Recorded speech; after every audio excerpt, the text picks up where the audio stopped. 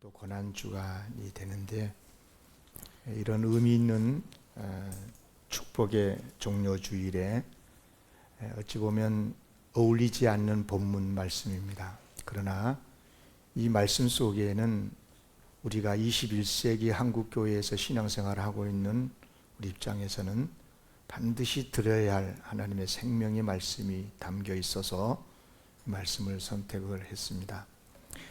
이 말씀은 짧은 한 구절이지만요, 예수님 당시에 살았었던 사람들이 예수님에 대해서 알고 있었던 정보 두 가지를 가르쳐 주고 있습니다.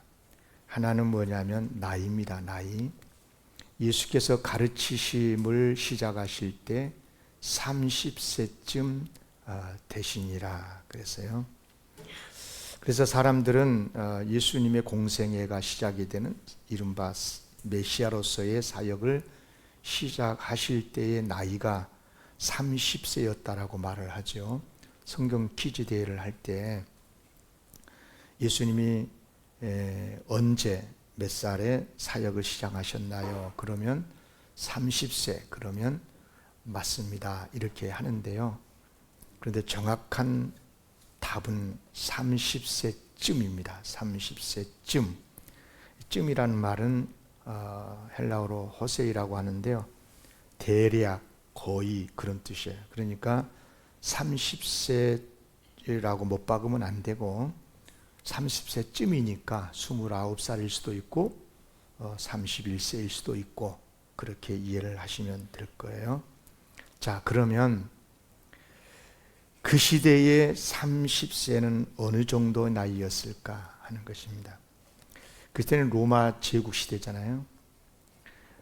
세계에서 최고의 나라 로마 제국 시대였음에도 불구하고 그 시대의 인간의 평균 나이가 21였어요. 21세. 이유는 영유아 사망률이 매우 높았기 때문인데요. 우리나라도 6.25 전쟁, 보릿고개를 지나오면서 아이들이 태어나면 살지를 못하고 많이 죽었잖아요. 그래서 실제 태어난 나이하고 호적상 나이가 다른 경우가 많더라고. 우리 나이 세대는요. 그게는 1년쯤 키워보고 죽으면 호적 올리고, 살면 호적 올리고, 죽으면 아예 호적에도 안 올리려고 그렇게 했던 것이죠. 그래서 이제 그 시대도 그랬다고 그래요. 그러니까 생후 1년 안에 사망률이 36%. 그러니까 태어나면 1년 동안 못 살고 죽는 아이들이 36%고 5년 안에는 절반 이상이 세상을 떠났대요. 그러니까 5세 미만의 아이들이 살기가 어려운 시대였던 것 같습니다. 그리고 이제 5세가 넘으면 그때부터 살아남으면 그 사람은 평균 42세. 엄청 단명했잖아요. 그러니까 요즘 우리의 기준으로 보면 30세쯤이라고 하는 것은 당시 기준으로 봤을 때 중년 이상이 되는 거예요. 중년. 그래서 이런 생각도 해보는 거죠. 예수님께 좀 더 일찍이 그런 시대였으니까 30세쯤이 아니라 20세쯤 이렇게 사역을 시작을 하셨으면 어땠을까 그런 생각도 해보고, 또 이왕 사역을 하셨으면 한 10년 정도 그렇게 좀 길게 활동을 하셔야 되는데 왜 3년만 사역을 하셨을까? 예수님이 3년 사역하셨다라고 하는 기준이 있어요. 그것은 요한복음에 따른 건데요. 예수님께서 예루살렘에 1년에 한 번 있는 유월절을 지키기 위해서 3번 올라가셨거든요. 이제 그런 것들을 기준해서 3년이라고 하는데요. 아무튼 예수님께서는 30세쯤 메시아로서의 사역을 시작하셨고 3년간 사역하셨다. 그렇게 이해를 하면 될 거고요. 또 한 가지, 오늘 본문에서 두 번째 주고 있는 당시 정보가 있었는데 뭐냐면 예수님의 가족 상황이에요. 24절, 23절 본문 뒷부분이죠. 사람들이 아는 대로는 누구의 아들이라고요? 요셉의 아들이니 요셉의 아들.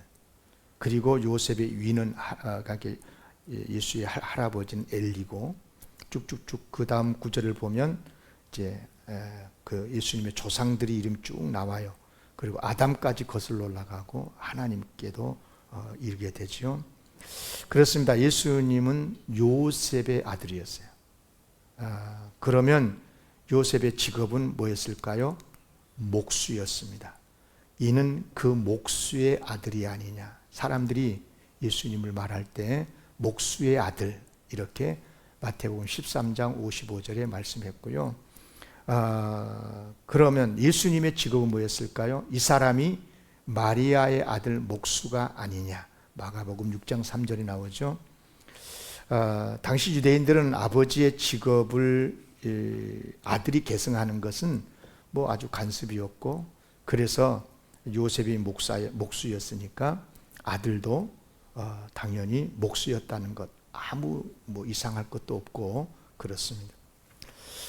여러분도 아시겠습니다만은 당시 목수의 직업은 별로 존경받지 못한 직업이었다고 그러잖아요.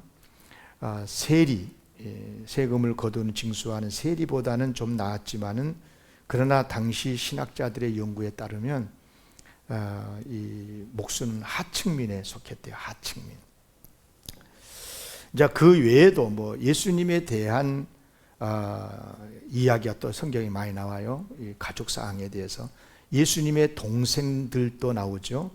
그러니까 마리아가 예수님을 낳은 다음에 요셉하고 정식으로 이제 약속대로 결혼을 해서 아들, 딸들을 낳았는데, 그들이 마태복음 15장 55절 56절에 보면 나오죠. 이는 그 목수의 아들이 아니냐. 요셉의 아들이란 말이잖아요. 그리고 그 어머니는 마리아고, 그 형제들은 야고보, 요셉, 시몬, 유다라 하지 않느냐. 그 누이들 이름은 모르지만 그 여동생들도 우리와 함께 있지 아니하냐. 이렇게 이제 이야기를 하고 있습니다. 근데 여러분, 오늘 본문에서 우리가 주목해야 될 문장이 있어요. 그게 뭐냐면 제가 추천하는데, 예수님의 나이가 30세쯤 되었다, 요셉의 아들이었다, 목수의 아들이었다, 다 뭐예요? 따라합시다. 사람들이 아는 대로. 다시 사람들이 아는 대로. 그러니까 무슨 말이냐면, 예수님에 대한 나이나 예수님의 가족 상황이나 이런 정보는 당시 사람들이 아는 대로의 정보였다는 거예요. 여기서 아는 대로라는 말은 노미조라고 하는데요, 생각하다, 맞다 그런 뜻이에요. 믿다 그런 뜻이에요. 나름 근거가 있고 팩트 체크해서 했을 때 분명히 사건이 있고 내용이 있는, 그러니까 근거를 가지고 있는 어떤 생각, 주장을 말하고 있는 거예요. 그러니까 일리가 있다 이 말입니다. 일리가 있다. 예수님이 나이가 30세쯤 됐고 목수의 아들이었고 뭐 등등 이런 것들은 팩트 체크하면 금방 다 알 수 있는 당시 실제적으로 있었던 예수님의 모습이고 나이고 형편이었다는 거죠. 그래서 사람들은 예수님을 그렇게 알았어요. 그런데 여러분, 지금부터 설교를 잘 들어야 되는데, 바로 이와 같은 소위 상식적이고 팩트 체크해서 알게 된 예수, 사람들이 아는 대로의 예수님, 그것이 전부가 아니다 이 말입니다. 사람들이 아는 대로의 예수님은 지금도 역사책에 보면 다 있고, 여러분 초등학교 때 혹시 위인 전기 시리즈 이런 책들 읽어 보셨는지 모르겠는데, 거기 보면 꼭 예수님도 포함이 되잖아요. 거기에 보면 여러분 예수님을 어떻게 배우고 읽었어요? 세계 4대 성인 중에 한 분, 숭고한 인류 사랑을 역설하면서 실천적인 삶을 살았던 위대한 성인, 이런 식으로 기록을 하지 않습니까? 사랑을 실천하신 분, 정의로우신 분, 가난하고 병들고 고통당한 작은 자들을 품으시고 사랑하시고 이제 그런 예수님, 세상 사람들은 그렇게 예수님을 알고 있었다 이 말입니다. 예수님이 베들레헴에서 태어나셨다. 그리고 나중에는 나사렛에서 사셨고, 그리고 예루살렘에 올라갔다가 십자가에 달려 못 박혀 죽으셨다. 이른바 예수님의 일대기를 거의가 다 인정한다고는. 그런데 이것은 뭐냐? 세상 사람들이 알고 있는 대로의 예수님이에요. 지금도 우리 세상에는요, 예수 안 믿는 수많은 사람들도 예수님에 대해서 이야기하라면 다 이렇게 이야기할 수 있어요. 다 알고 있는 이야기. 그러나 여러분 잘 들으십시오. 여기까지만 알면 그 사람은 기독교인이 아닙니다. 세상 사람들이 아는 대로의 예수님을 넘어서서 그 이상의 예수님을 알아야 그리스도인입니다. 그 사람이 진짜 기독교인인 거예요. 그래서 예수님께서도 이것을 분명하게 구분을 하셨어요. 세상 사람들은 나를 어떻게 알고 있느냐? 너희는 나를 어떻게 알고 있느냐? 어느 날 예수님께서 제자들을 데리시고 빌립보 가이사랴에 가셔서 제자들에게 첫 번째 질문을 하시죠. 뭐라고 그랬습니까? 사람들이 인자를 누구라고 하느냐? 그러니까 너희들 말고, 나를 믿는 사람들 말고, 저 세상 사람들이 나를 누구라고 하느냐? 이 첫 질문의 요지는 뭐냐면 세상 사람들이 아는 예수님에 대해서 물어보신 거죠. 대답이 무엇이었어요? 더러는 세례 요한, 더러는 엘리야, 어떤 이는 예레미야나 선지자 중에 하나입니다 라고 대답을 했어요. 그래요. 세상 사람들은 예수님을 알 때 훌륭한 세례 요한이나 훌륭한 선지자 중에 한 분 정도로 여겼어요. 그러니까 예수님의 생애를 보면 참 특별하시고, 사랑이 넘치시고, 놀라운 가르치심을 주시고, 그리고 능력까지도 베푸시고, 작은 자의 친구가 되어주시고, 윤리적으로 도덕적으로 완벽하신 분, 이런 선지자로서 여길 수밖에 없죠. 그렇게 알고 있었다 그 말입니다. 만약에 그것이 정답이었다면, 제자들도 그렇게만 예수님을 알고 믿어도 된 것이었다면 두 번째 질문을 하실 리가 없지요. 그런데 예수님이 두 번째 질문을 하셨습니다. 그러면 너희는 나를 누구라고 하느냐?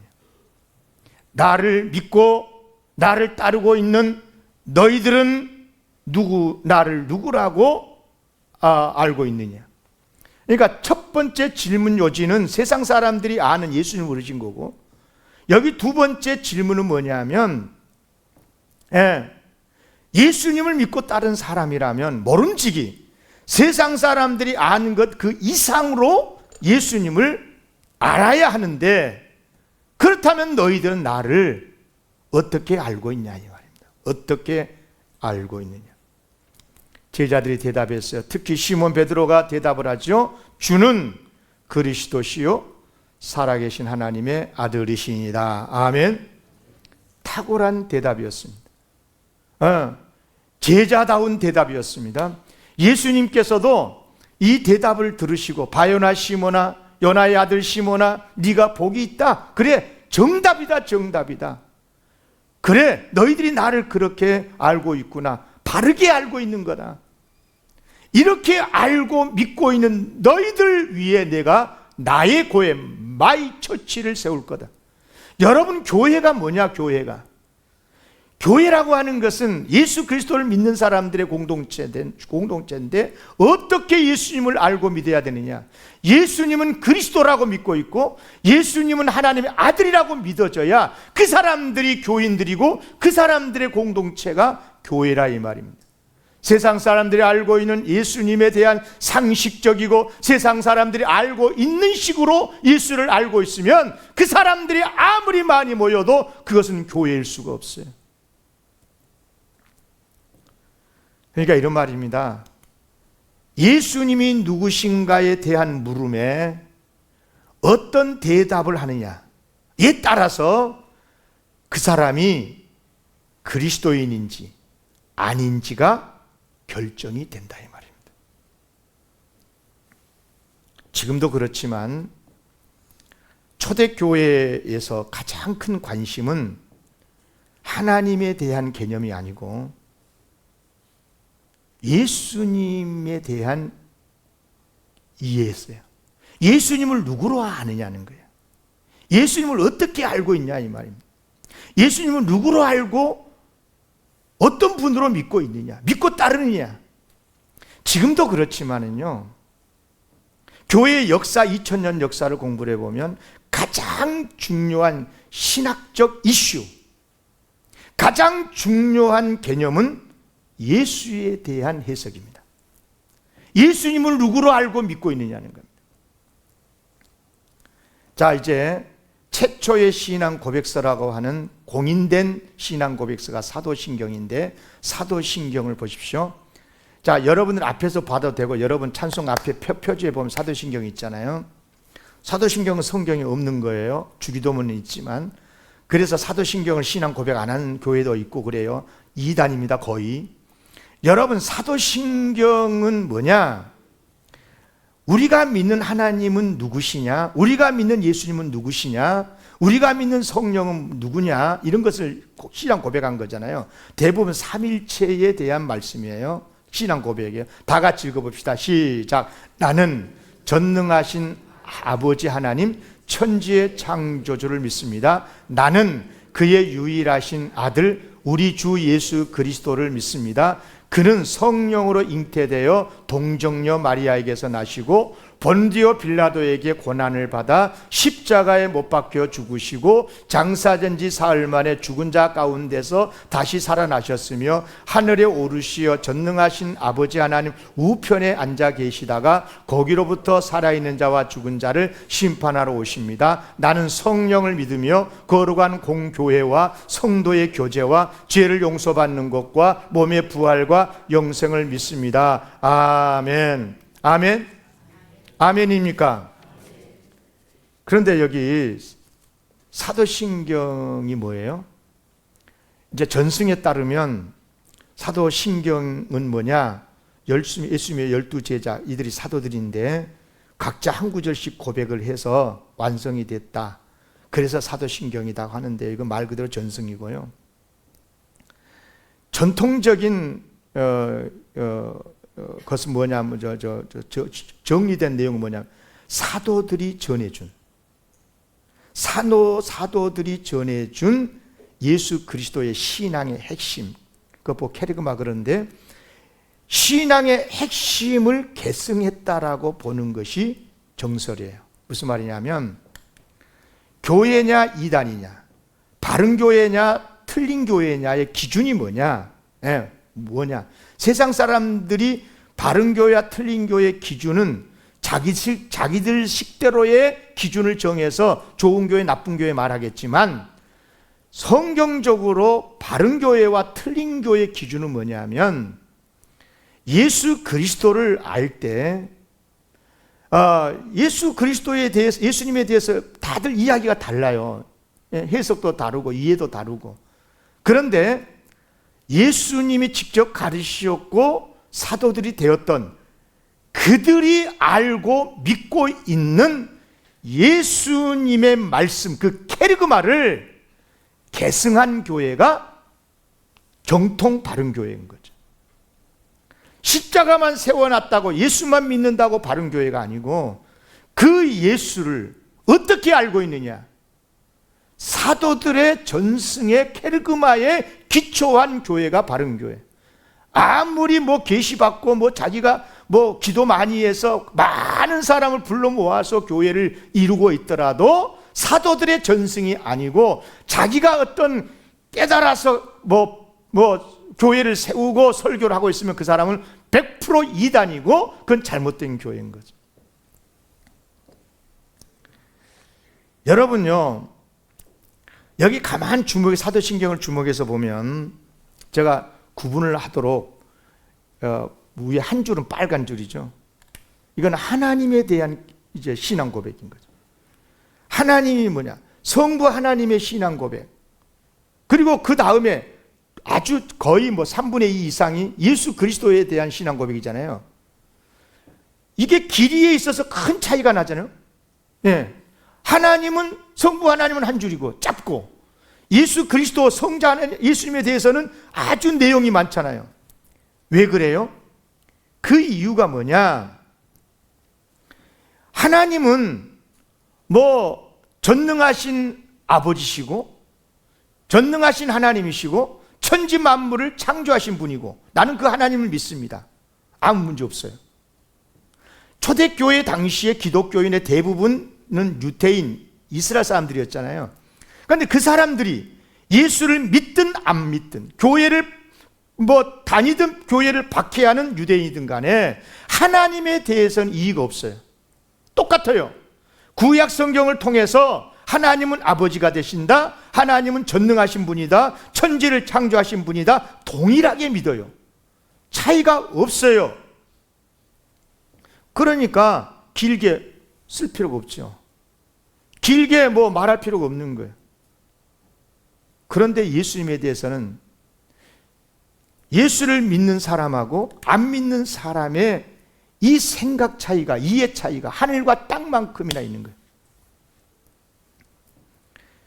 그래서 기독교 최초의 신앙 고백이라는 할 수 있는 이 사도신경을 제정을 할 때 길게 기록을 할 수밖에 없었어요. 그만큼 의견 대립이 심했고, 그만큼 이게 하나로 묶어내는 게 어려웠다는 것. 이게 사도신경이 언제 교회에서 공적으로 공인이 됐냐? 8세기에 됐어요. 8세기. 800년의 세월이 지난 다음에서야 지금 우리가 신앙 고백을 하고 있는 사도신경이 로마 교회에서 이렇게 공인이 된 거란 말이에요.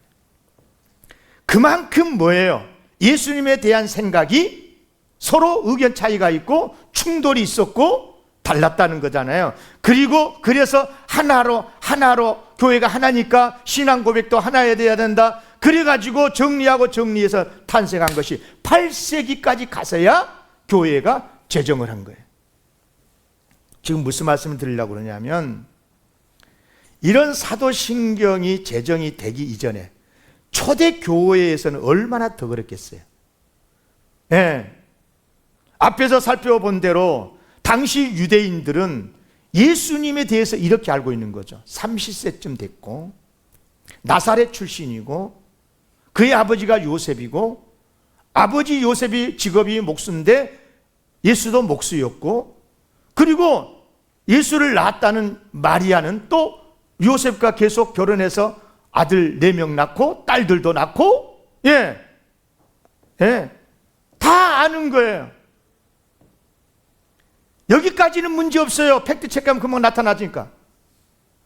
그런데 그들은 예수님을 하나님의 아들로 믿지를 않았습니다.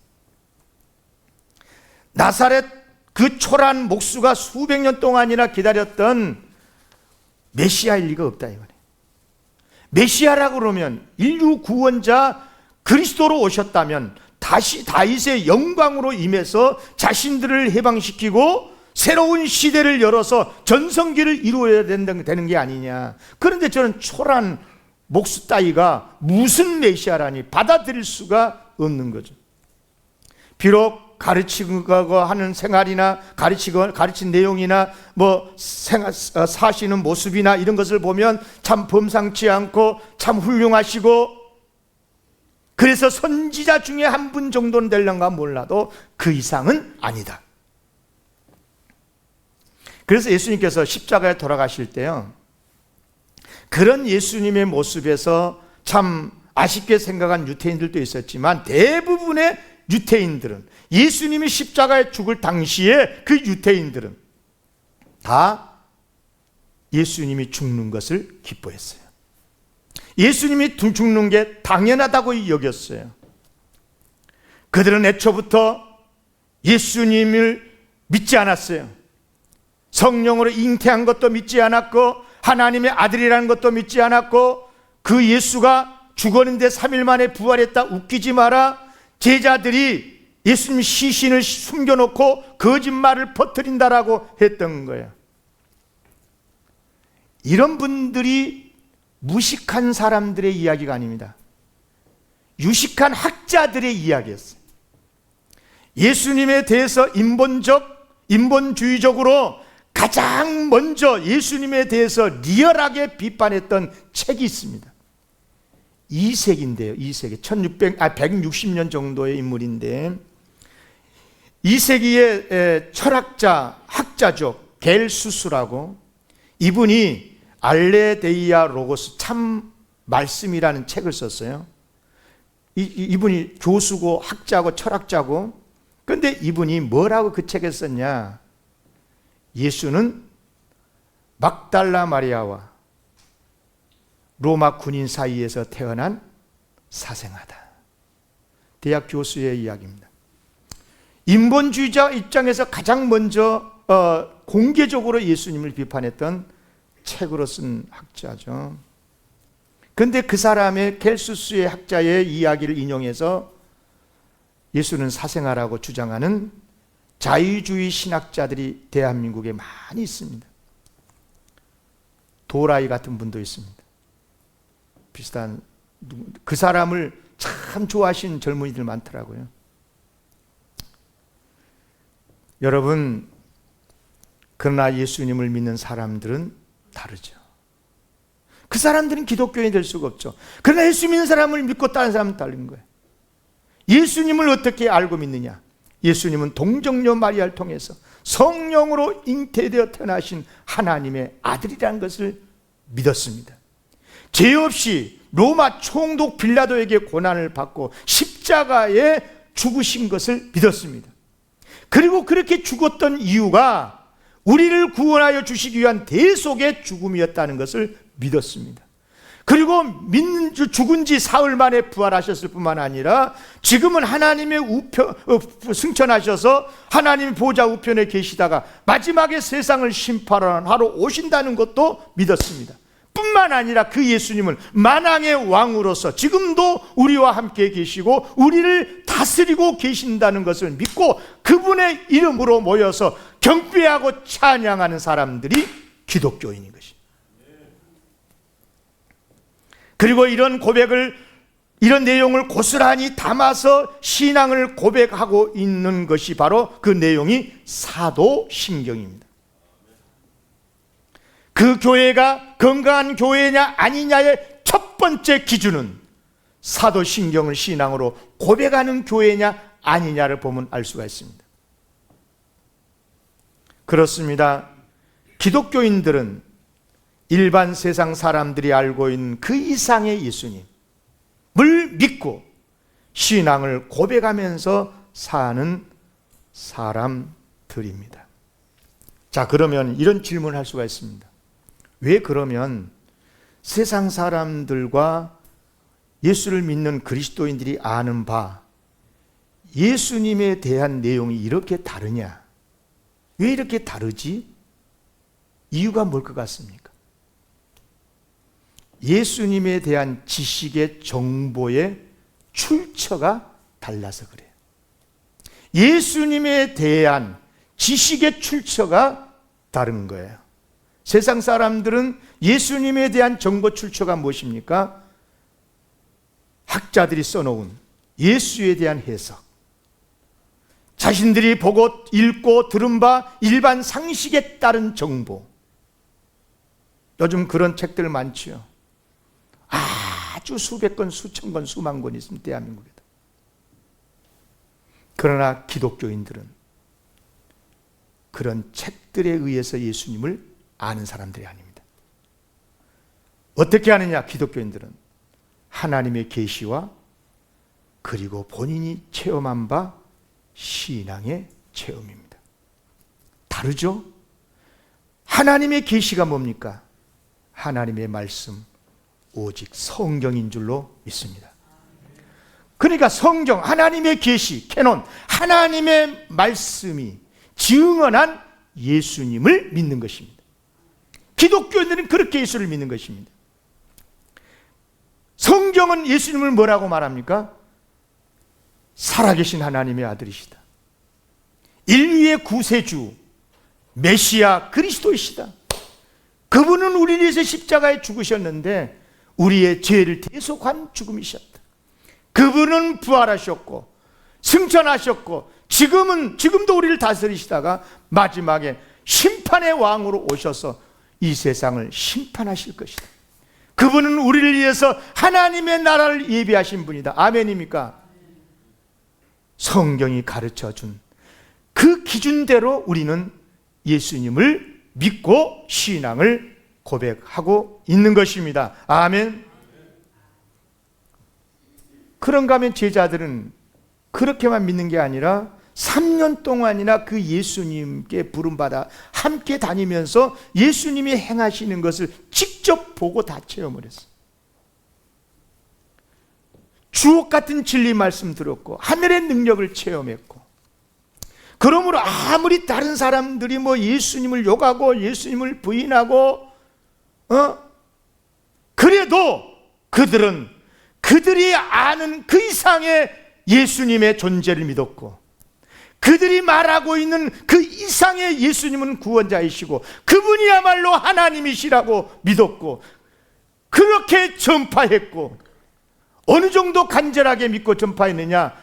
목숨까지도 걸었고 순교의 제물이 되더라도 상관없고.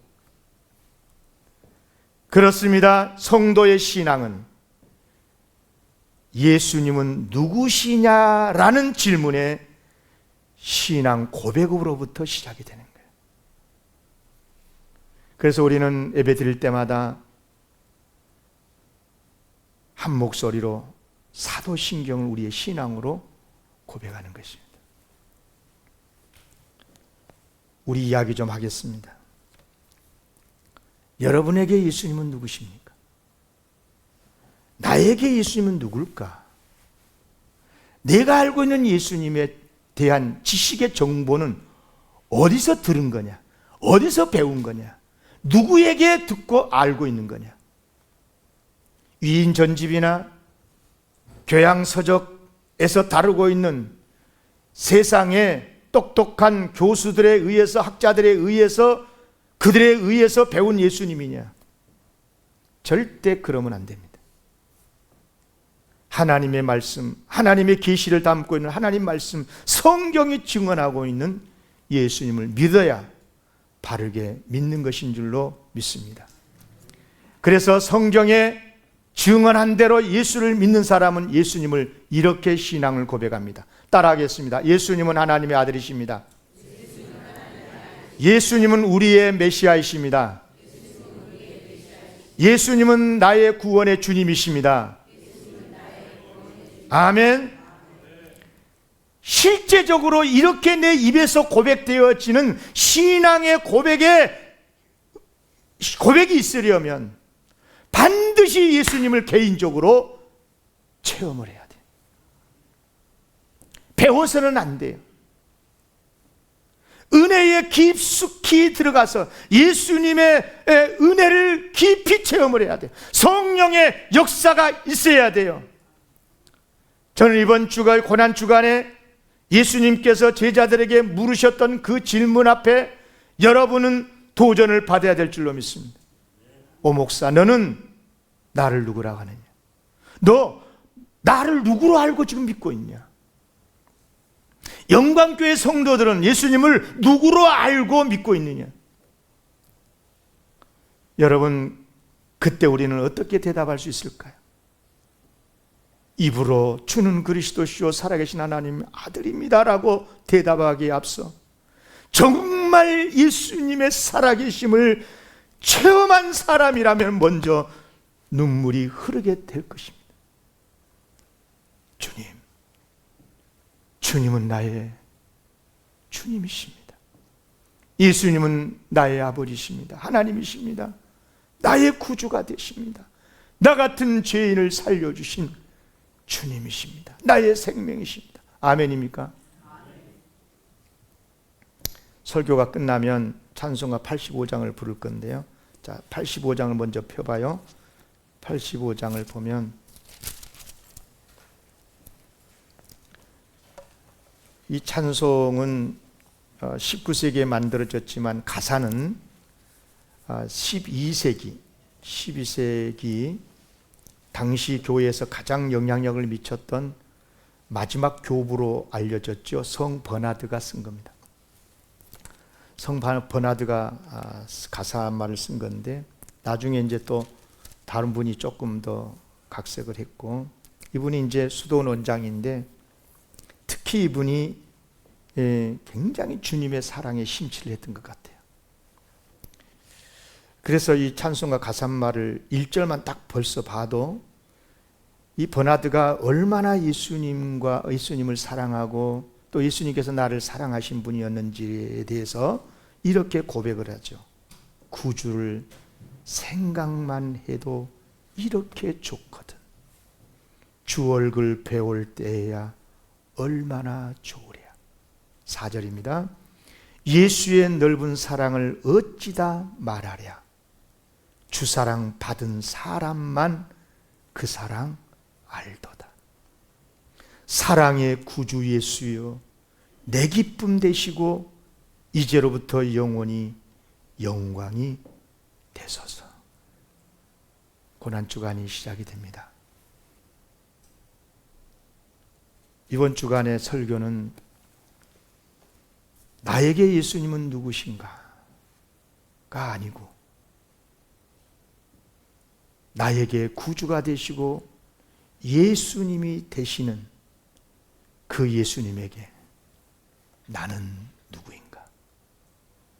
나는 예수님에게 어떤 사람인가? 예수님은 나를 구원해 주시기 위해서 십자가를 짊어지셨는데 나는 나를 구원해 주신 그 예수님을 위해서 무엇을 지고 살아가는가? 무엇을 감당하면서 살고 있는가? 예수님에게 있어서 나는 누군가?